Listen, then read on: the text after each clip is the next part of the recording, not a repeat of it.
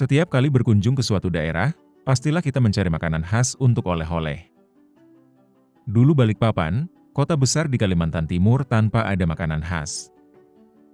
Tapi sekarang kota minyak ini punya amplang, kerupuk dari ikan tenggiri yang jadi oleh-oleh andalan. Pemerintah Kota Balikpapan yang melihat ini sebagai salah peluang untuk mengembangkan industri UMKM-nya, membangun sentra-sentra industri. Salah satunya adalah sentra industri kecil Tritip di Balikpapan Timur. Tuti Astuti Wijaya adalah salah satu pelaku UMKM yang memanfaatkan fasilitas di sentra Tritip. Sentra yang dikhususkan untuk pengolahan pertanian dan perikanan. Memulai usaha di rumah di tahun 2001, awal-awalnya Tuti membuat kue dan apa saja yang dicari orang. Belakangan ia mulai melihat peluang dari penjualan kerupuk. Ini penjualan kerupuk itu kita masih ambil dari orang ya, dari teman gitu loh.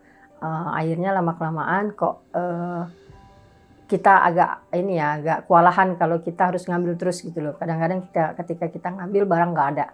Akhirnya berusaha untuk, saya memang asli orang Palembang tapi saya tidak bisa bikin kerupuk Palembang itu pada saat itu, tidak bisa bikin kerupuk, dan akhirnya saya belajar untuk bikin kerupuk.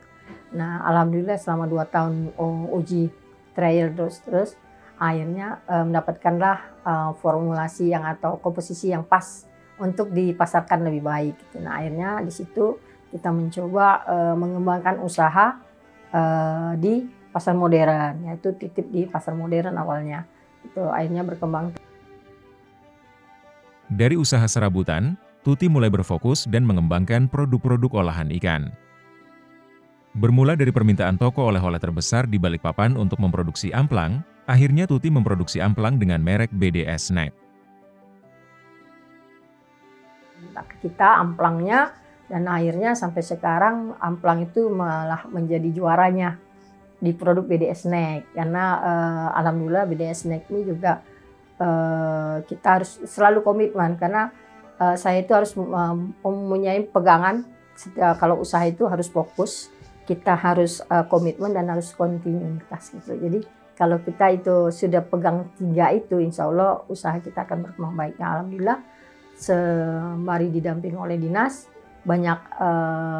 makin banyak berkembang dan juga makin terarah, yaitu misalnya sertifikat-sertifikat yang tadinya kita tidak tahu itu namanya, ada ISO, ada namanya GMP, ada SNI, ada BPOM, kita jualan hanya PIRT saja kan sudah bisa.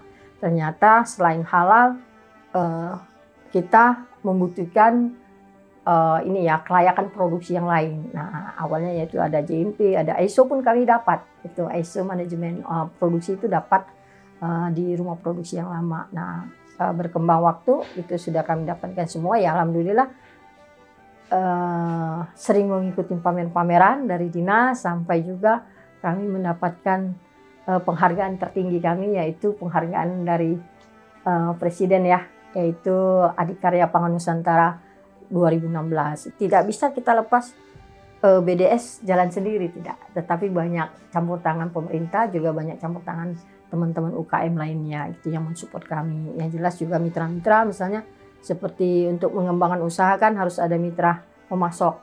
Nah itu kita sangat jaga juga bahan baku yang kita dapatkan, supaya kita mendapatkan bahan baku yang baik. Nah kalau kita tidak punya mitra yang baik, bahan baku itu nanti dapatnya ya tidak baik juga, jadi tidak bisa memenuhi syarat dari sertifikat yang kita ada. Karena sertifikat kita itu kan mendapatkan itu setelah kita ada uji semua, uji air, uji bahan baku, sampai daging ikan pun, es batu pun, itu bahan bakunya diambil untuk mendapatkan sertifikat. Jadi betul-betul kita itu seperti nggak nyangka gitu loh, bahwa ternyata kita UKM ini bisa seperti itu, asal UKM-nya mau. Nah kadangkala teman-teman UKM kan SNI susah, BPOM susah. Ternyata ketika kita mau, kita jalankan, kita menerima arahan, karena tidak tiba-tiba kita langsung audit, pasti kita itu diarahkan dulu sama mereka gitu.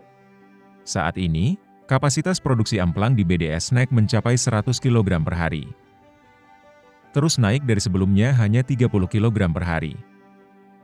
Pembangunan di IKN memang membuat Balikpapan menjadi semakin ramai dikunjungi pendatang. Tapi Tuti tidak mau berpuas diri. Ada beberapa tantangan yang coba ia jawab, salah satunya memenuhi order untuk pengiriman langsung. Masih PR besar saya gitu untuk gimana sih caranya dengan meningkatkan produksi untuk memenuhi pasar lokal ini. Nah, ketika nanti pasar lokal sudah terpenuhi, baru kita bisa masuk lagi ke pasar nasional.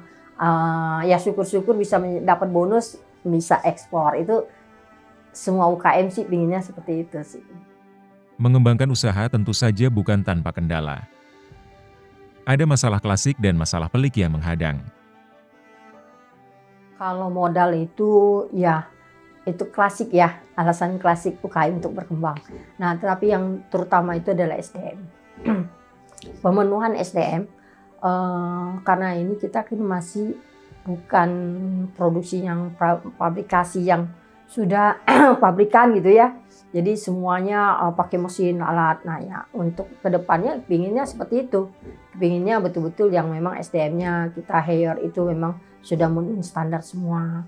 Dan juga pemenuhan alat, kebutuhan alat. Ya mungkin itu yang sangat menunjang dari produksi gitu loh. Kalau modal itu istilahnya ketika kita berkembang pasti modal itu akan datang gitu. Jadi kalau permodalan itu kayaknya untuk saat zaman sekarang ini bukan menjadi kendala utama, karena ketika kita kayak gini aja saya banyak yang datang gitu loh, bank banyak yang datang gitu loh, yang kita mau apa gitu kan. Yang penting kita memang betul-betul ada bukti untuk menunjukkan bahwa bank itu percaya dengan kita gitu. Setiap mendirikan rumah produksi, BDS Next selalu merekrut karyawan dari penduduk di sekitar rumah produksi. Kebetulan saya ini kan moto saya ini BDS Next itu adalah berdayakan di sekitar. Nah otomatis juga kita merekrut karyawan semaksimal mungkin di daerah sekitar. Dan juga ini kita lagi mau bikin program bahwa kita mau istilahnya, kalau perusahaan itu ada CSR gitu loh. Nah kita ini ada bina lingkungannya.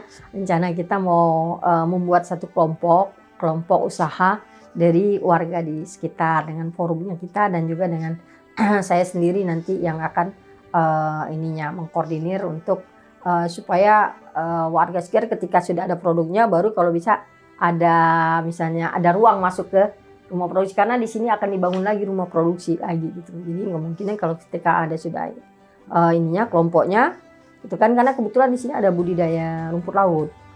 Jadi dari rumput lautnya jangan dijual terus semua kan begitu kan. Nah gitu. Kalau bisa kita buat olahan dari rumput laut, itu pinginnya kita seperti itu. Tinggal tergantung nanti masyarakatnya seperti apa.